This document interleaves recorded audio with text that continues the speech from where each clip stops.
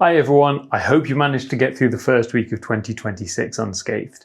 Now we get a lot of questions here at Watch Obsession, so I thought I'd film a quick video to answer 3 of the most common questions and help you get your wrist game sorted for the year. Question number 1 is, what do I do if my leather watch strap gets wet?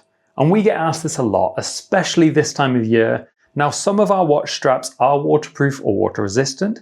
These will be absolutely fine. If you're not sure of the water resistance of your leather strap, don't panic, they will most likely be absolutely fine with a little rain. But if it does get soaked, please don't put it on a radiator. The heat will crack the skin and dry out the oils. Instead, pat it dry with a soft cloth and let it air dry at room temperature. Or better yet, swap it for a rubber or nylon strap for the winter months that will cope better with the weather. Now question 2, how do I know my lug width? This is the most common question we get asked and also the most common mistake people tend to make. Don't guess your lug width first of all.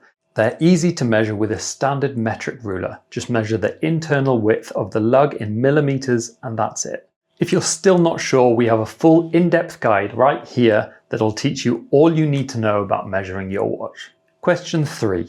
This is one that comes up a lot in casual conversations or when customers are asking us for recommendations, and it's what is your favorite watch strap? So this one changes all the time, but right now the strap that's on my wrist most often is our premium nylon one-piece strap. This one is the burgundy currently fitted to a Moonswatch Pluto.